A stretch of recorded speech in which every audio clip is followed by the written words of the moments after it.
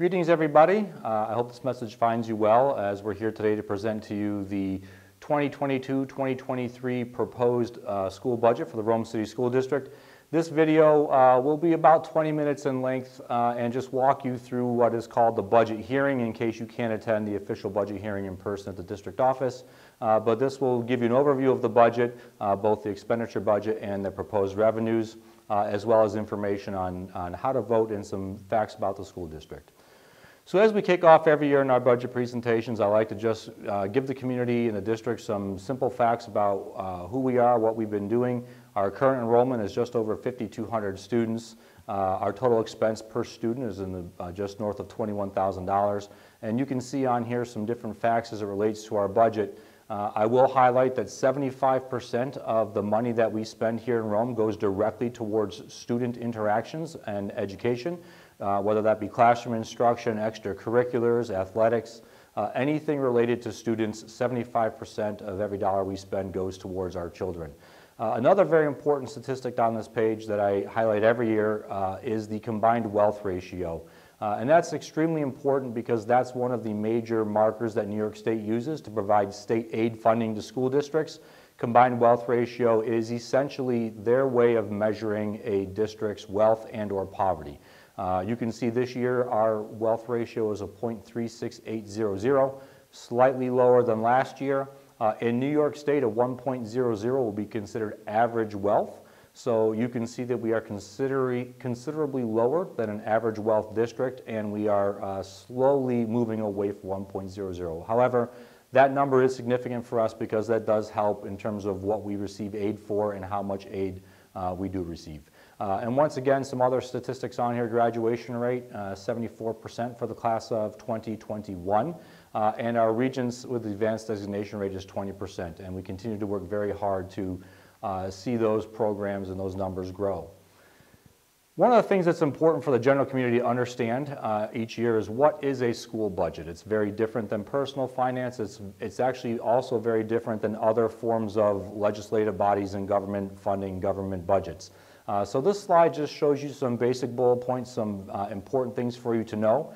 It's most important to understand that a school budget is a spending cap. It is the maximum amount of money that the community will authorize the school district to spend if we need to. School budgets are also, they need to be approved by the Board of Education prior to being voted on by your community. So there's two measures of a check and balance in terms of our school budgets across the state of New York. It's important to know it's largely a prediction of what we feel is going to happen over the next 18 months. So it's a fluid document. It's a fluid series of numbers. We have four major revenue streams in New York State and in Rome specifically. Our state aid is our largest, and I'll go over this in a little bit. Local taxes, federal funding, and then what's called your fund balance or your reserve allocations.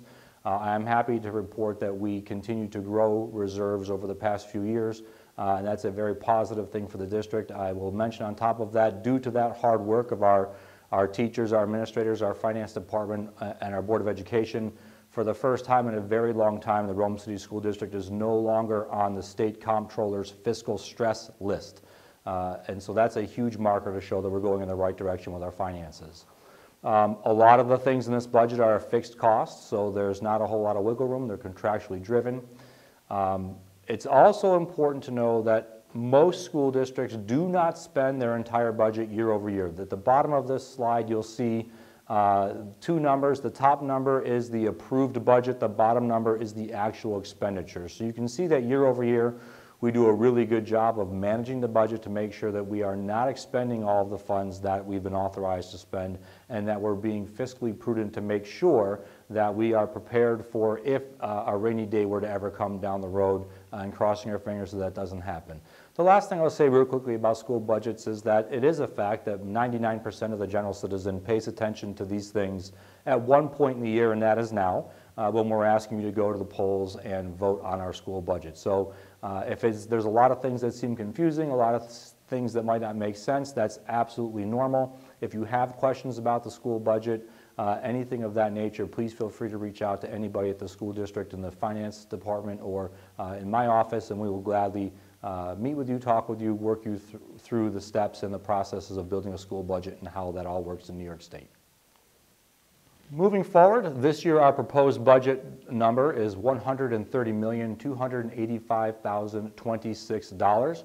This slide just shows you a quick breakdown of how that money is expended. I told you earlier 75% of that money goes towards students and instruction. That's what's called the program budget in New York State. There's 3 parts to every school budget: program, administration, and capital. 75% of our proposed budget is for the program. 15% of the proposed budget is for capital expenditures. That has, the best way to think about capital is to think about anything associated with your facilities, improvements, maintenance, paying back bonds or bans that you might need for capital projects. But capital happens to be everything associated with your facilities, your buildings, your maintenance. That piece is the easiest way to understand it. Program, as I mentioned, the easiest way to understand that is students, things that directly relate to students. And then administration, 10% for the proposed budget. Administration is anything that's required to actually operate the school district. So that's your superintendent's costs, your Board of Education costs, your legal fees, anybody in the central office type of function, printing, professional development, things of those natures are all a part of your administrative costs. So in total, again, just north of $130 million for the 22-23 proposed budget. This slide just is a quick breakdown of the different codes that you have within our budget, and you can see how that 130 million breaks down a little bit deeper and goes into the percentage of the budget. If you look here, you'll see almost 2/3 of our budget is payroll and benefits, so directly related to the people and the staff that we have working with our kids each and every day. A good chunk of money, almost 10%, is in contractual codes. Those are things that we might have for services outside of the district. That could be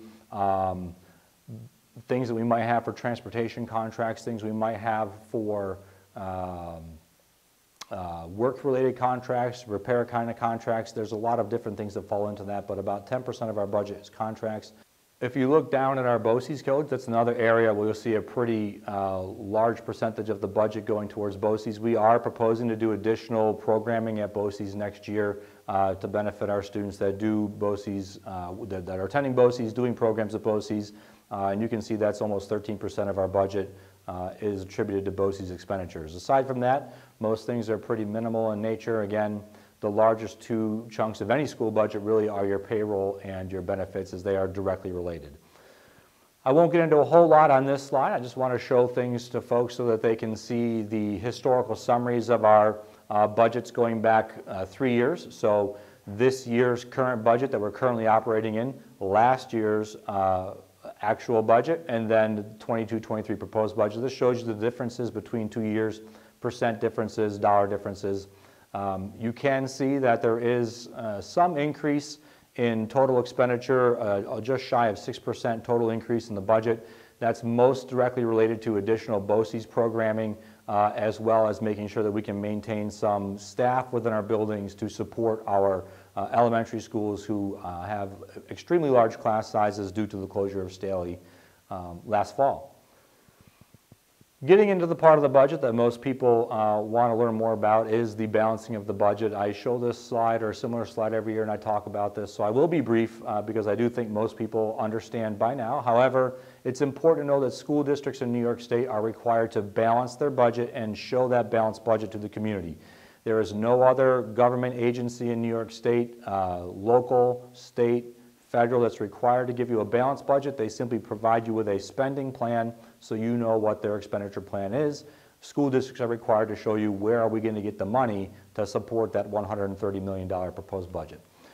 So in the next few slides, I want to walk you through that. First is just a quick pie chart showing you where our money comes from. This is very similar to years past, with the exception of state aid and fund balance.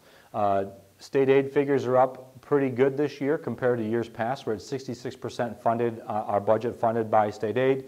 Our appropriated fund balance is down to a 2% allocation. In years past, that number has been as high as 8% of our budget's been supported by our own reserves and trying to basically use up our rainy day fund just to get through. Fortunately, this year, with the increase in state aid, and some good management, we've been able to reduce that appropriated fund balance. 2% is a number that's very comfortable and actually good for the district to make sure that we sustain into the future a good fiscal situation.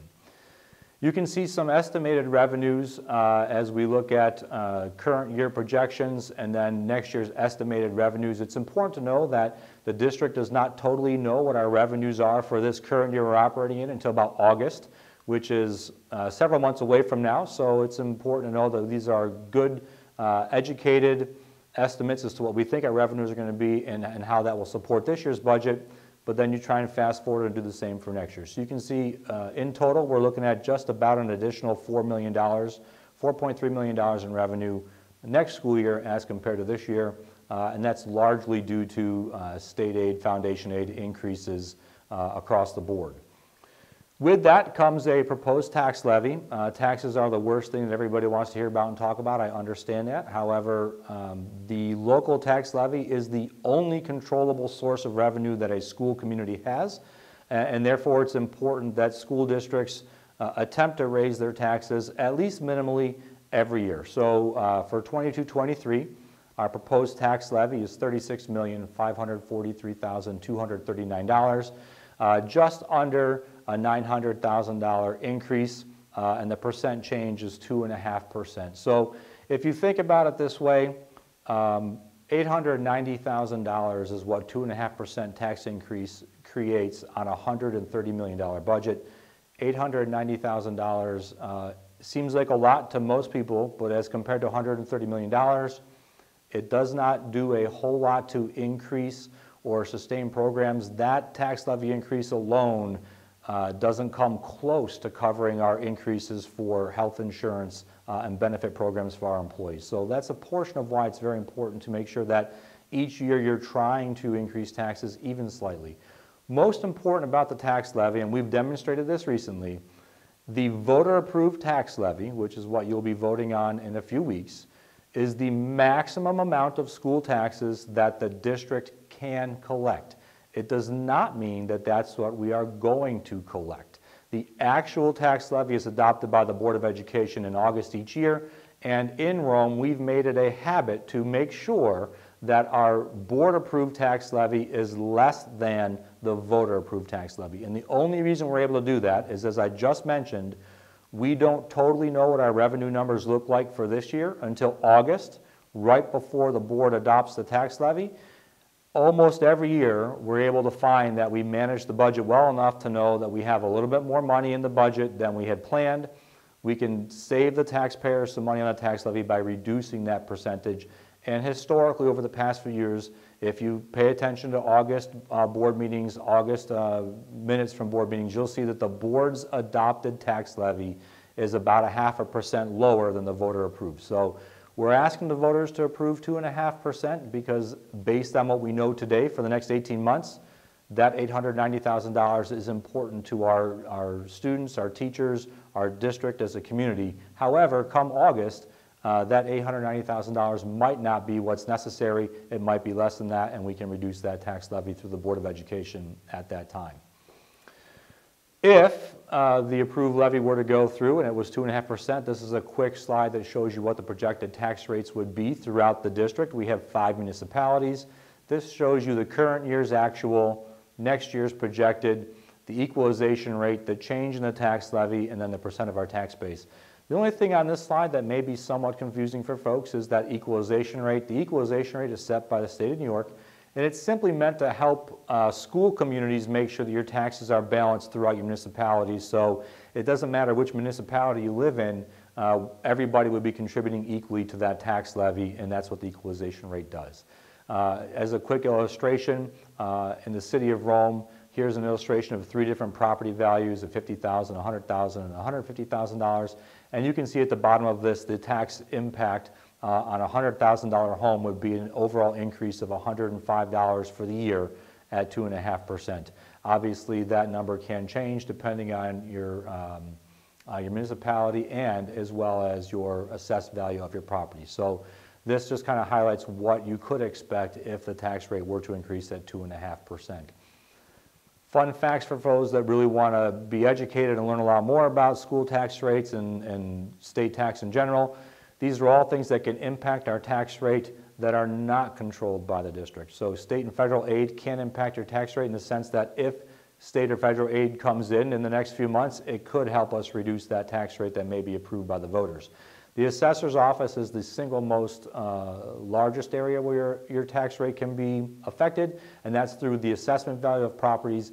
As I mentioned, the equalization rates is set by the state of New York. The equalization rate can change your tax rate because it's meant to balance out which municipalities are not contributing in a fair way to a school tax levy.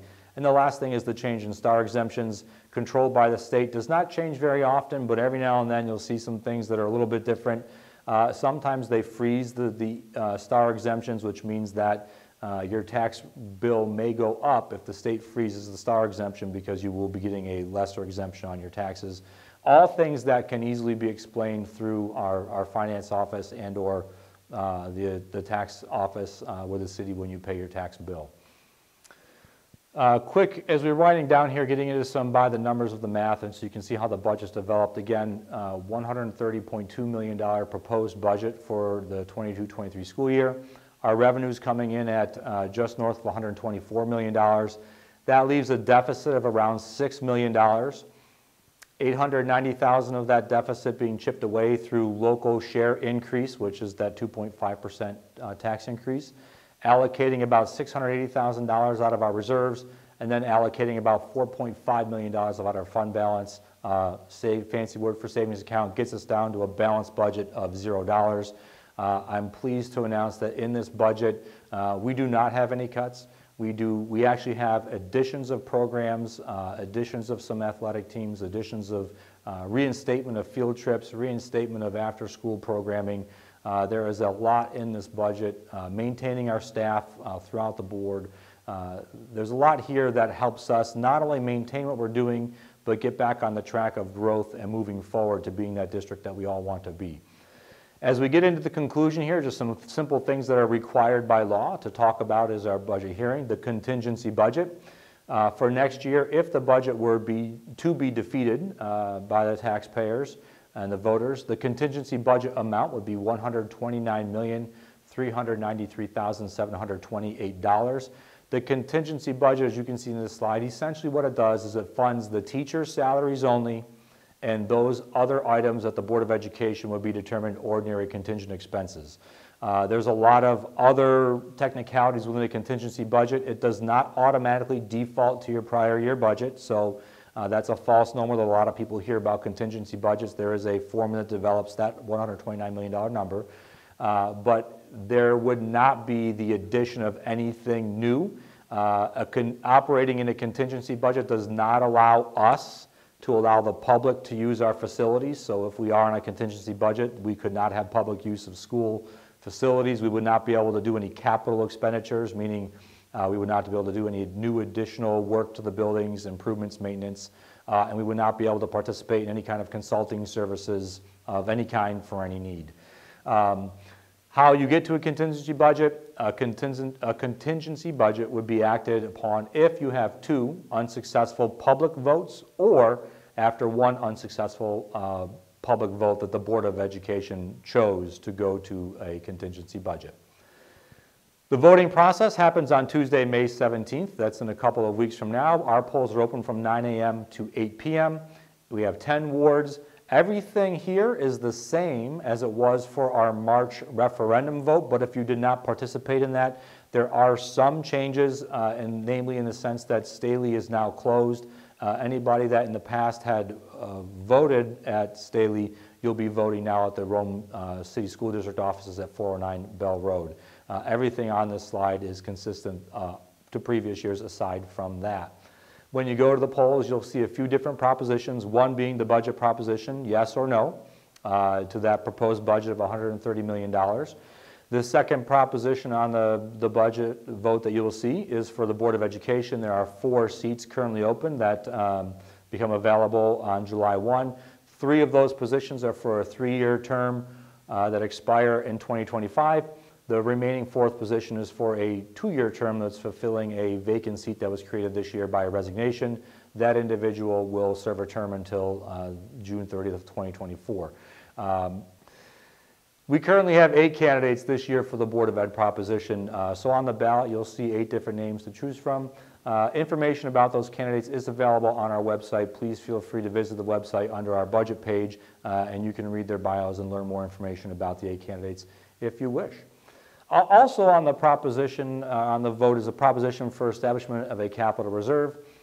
You may ask what this is all about. We already have a capital reserve. We do. The way New York State law works is that once you establish a capital reserve, you have a maximum amount of funding you can put in there. Our current reserve was funded at $5 million. We have used a portion of that $5 million for our last project. However, once you start spending that money out of a reserve, you can't rebuild the reserve. You have to start a new reserve. So in order to prepare for the future, we're asking for the establishment of a second $5 million capital reserve. At this point in time, we are not planning on funding the $5 million. We just want to open the account so that as we move through the next few years, we can start to build that money. So our next capital project we have coming up, again, we do not have to worry about a tax levy increase to support our projects. We're simply using our reserve money that we are tucking away each year to have to do that. So most districts can have, a district our size normally will have anywhere from 3 to 5 capital reserves. Rome has never had one before the first one we just started. We're asking for the creation of our second. This will go a long way for the future planning of capital projects and ensuring that our schools are maintained, modernized as we continue through the next several decades. With that, I want to say thank you all for your time and your attention today. Most importantly, I want to thank you for your support of our students, our teachers, our entire staff. We know it has not been an easy couple of years. We are past that. We are primed and ready to go to move forward, get back to what we were doing a few years ago prior to the pandemic, and that would not be possible without your support. So once again, thank you all for your support. Please come out and vote on May 17th. We really appreciate it.